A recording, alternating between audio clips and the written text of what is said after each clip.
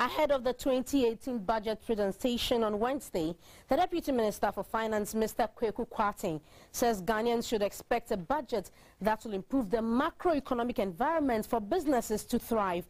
GBC 24 reviews the government's economic policy presentation in the 2017 budget and whether set targets were achieved.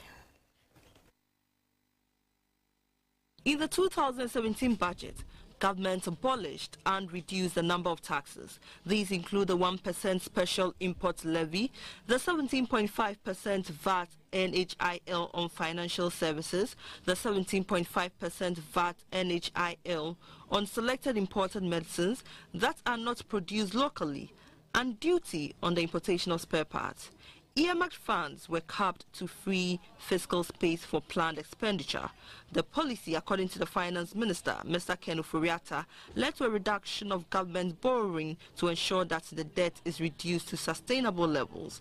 Government also implemented the Treasury Single Account to improve cash management and ensure timely payment of government contracts. The 2017 budget also estimated to pay over 13 billion Ghana cedis as interest payment.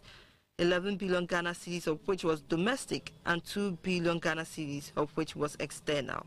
The Finance Minister said fiscal data showed that both the fiscal deficit and primary balance outperformed their targets. However, revenue did not perform as expected.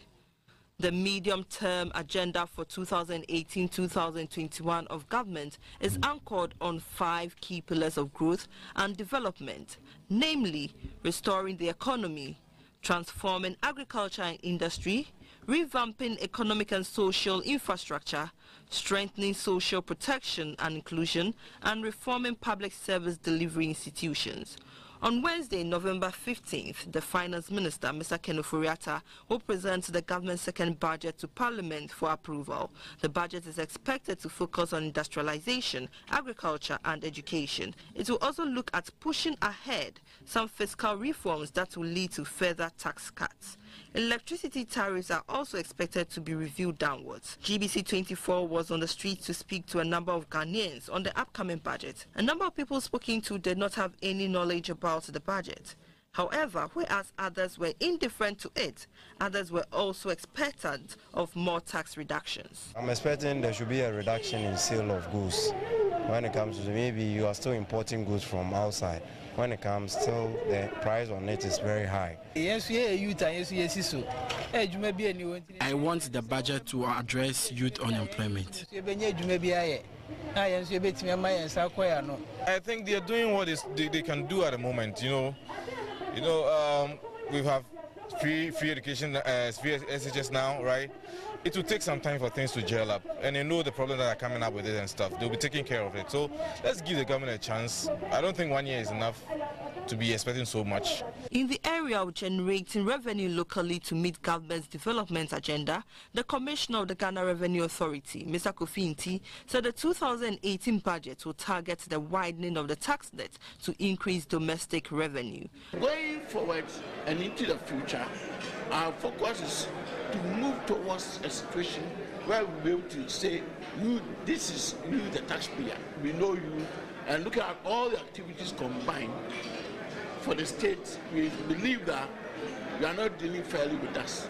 When we come to that level, we may extract our penalties. The Director of Budget at the Ministry of Finance, Ms. Eva Mens, said this year's budget is to ensure that Ghana meets its sustainable development goals target. She added that the budget will ensure that Ghanaians have value for money.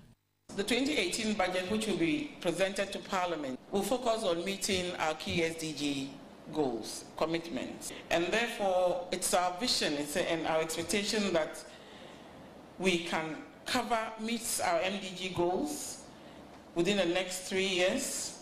We want to ensure that by 2020 we provide basic water supply for every Ghanaian, and hope to eradicate open defecation by the year 2020. Businesses are also expected to heave a sigh of relief. After the budget reading on Wednesday, the President, Nana Akufo-Addo, hinted of an impending cut in electricity tariffs at the AGI Awards over the weekend. Government is moving to set in motion the process for the review of electricity tariffs.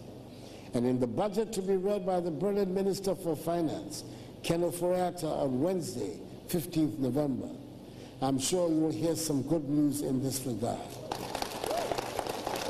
Industry is going to be given all the assistance we can muster. The Deputy Minister for Finance, Mr. Kwaku Kwarteng, said the 2018 budget will continue on the gains achieved in the 2017 budget. He added that the budget will be focused on improving the macroeconomic climate for the growth of businesses. We are not satisfied with what we have been able to achieve so far, though it's admirable. We want to do more. So you would see in the budget efforts to help businesses do better business. You would see in the budget efforts to control government expenditures so that we can leave the domestic capital market for businesses to borrow, be able to expand their businesses and do well. And all that is supposed to help create a stable macroeconomic environment. Despite the positive outlook by policymakers, the Managing Director of Cal Bank, Mr. Frank Kidu, said the 2018 budget may be a tough one for the Finance Minister, Mr. Kwaku Kwarteng, to pull off. He added that he expects the Minister to continue with the prudent policies needed in improving the financial sector. I think that the Minister of Finance or the Minister of Finance would look to strengthen fiscal consolidation. He also looked to find ways and means of increasing government revenue, which is what has suffered this year.